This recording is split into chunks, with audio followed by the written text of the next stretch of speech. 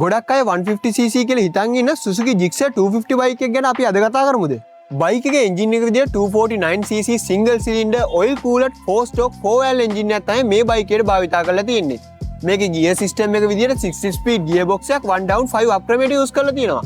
ඒත් එක්ක මේකෙන් ලබා ගන්න පුළුවන් max power එක horse power 26.5ක් වෙනවා වගේම max torque එක newton meter 22.2කට ආසන්න ප්‍රමාණයක් වෙනවා.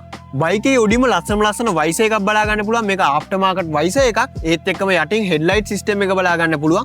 ඒත් එක්කම බයිකේ ෆ්‍රන්ට් සස්පෙන්ෂන් විදියට ටෙලිස්කෝපික් ෆෝක්ස් තමයි බයිකේට යූස් කරලා තියෙන්නේ. බයිකේ ෆ්‍රන්ට් බ්‍රේක් විදියට මිලිමීටර් 300ක සිංගල් ඩිස්ක් එකත් එක්ක 2 piston කලිපර් එකක් තමයි බයිකේට ඇතුළත් කරලා තියෙන්නේ. ඉතින් මේ බ්‍රේක් සිස්ටම් එකට ඩුවල් channel ABS පහසුකම ඇතුළත් වෙලා තියෙනවා.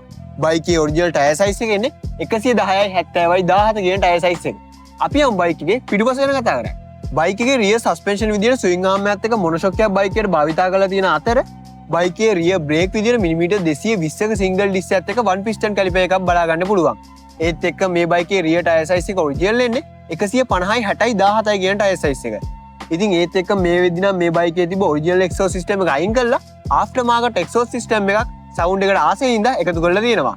බයික් එකේ ෆුවල් පැත්ත ගැන කතා කරද්දී ලීටර් 12ක තරමක් විශාල ඉන්ධන ටැංකියක් තමයි Suzuki Gixxer 250 SF බයික් එකේ තියෙන්නේ. ඒත් එක්ක මේකට EFI තාක්ෂණය එකතු වෙලා තියෙනවා.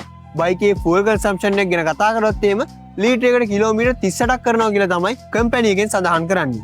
මේ බයික් එකේ මීටර් පැනල් එකට මේ වෙද්දි ආෆ්ටර් මාකට් Android Play එකක් හයි කරලා තියෙන්නේ. ඉතින් මේකේ මැප් එක, ඒ වගේම ටයර් ප්‍රෙෂර් එක, ඒ වගේම බයිකේ ඉස්සරහට කැම් එකක් තියෙනවා, බයිකේ පිටුපසට කැම් එකක් තියෙනවා. ඔයා කොහෙ ගියත් මොන වුණත් මේක රෙකෝඩ් වෙනවා. සාමාන්‍යයෙන් ඇක්සිඩන්ට් එකක් වුණොත් එහෙම ඇක්සිඩන්ට් එක වෙන වෙලාවෙත් තිබෙ ස්පීඩ් එක පවා ඔයාට මේ Android Play එකෙන් බලා ගන්න පුළුවන්. බයික් එකේ ඔයා යන ගමන් ටච් ඩිස්ප්ලේ එක ඇක්සස් කරන්න බැරි හින්දා ක්වික් බටන්ස් එකක් ඔයාට මෙතනින් මෙන්න මේ විදිහට බලා ගන්න පුළුවන්.